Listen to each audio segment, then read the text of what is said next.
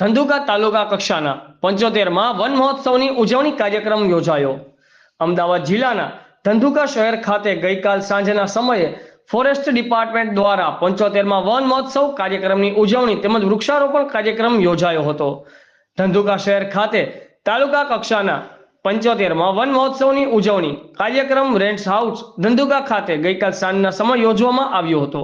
આ કાર્યક્રમમાં ધારાસભ્ય કાળુભાઈ ડાભીના અધ્યક્ષસ્થાને યોજાયો હતો, જેમાં રાજ્યમાં ચાલી રહેલ અભિયાન એક પેડ માં કે નામ અંતર્ગત નવા છોડો વાવવામાં આવ્યા હતા અને તેનું મહત્વ સમજાવવામાં આવ્યું હતું. આ પ્રસંગે ધંધુકા નાયબ કલેક્ટર, સબ ડિવિઝન મેજિસ્ટ્રેટ, ધંધુકા વિધાનસભાના ધારાસભ્ય, પૂર્વ એપીએમસીના ચેરમેન, ફોરેસ્ટ ખાતાના અધિકારીઓ, તાલુકા ભાજપના હોદ્દેદારો વગેરે ઉપસ્થિત રહ્યા હતા.